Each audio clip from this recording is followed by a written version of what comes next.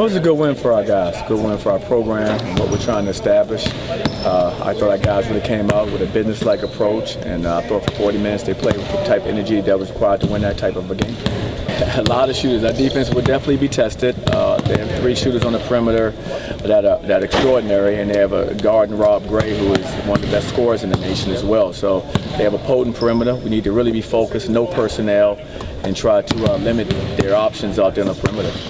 Well, I mean, our message has been the same all year. You know, we take a one-game approach. You know, of course, there's a sense of urgency right now, but we should always play with that. And so what we want to do now is come out, same approach. You know, every game's going to count as one for us. We need to approach it that way and be at our best every time we step on the floor.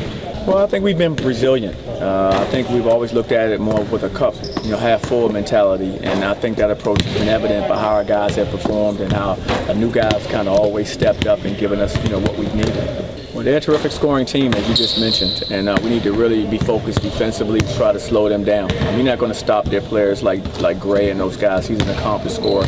We hope to contain their guys and play a game more along the tempo that we want to play. We have to try to make sure that we understand who we are and not get caught up into the way they play. My message to Chad is don't foul, please.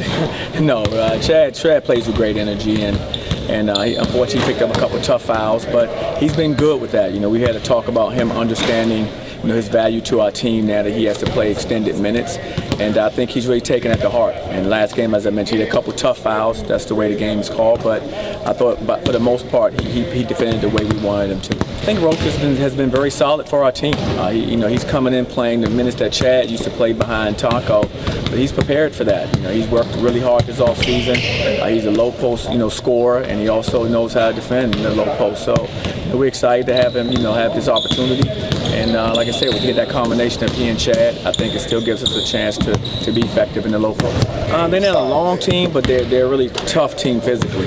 They really get after you. They compete, and they have a lot of experience. They don't have many young players playing, and so that experience, along with that, just that overall style of play, physical and tough, is what Coach Sampson's always done, and these players exhibit that.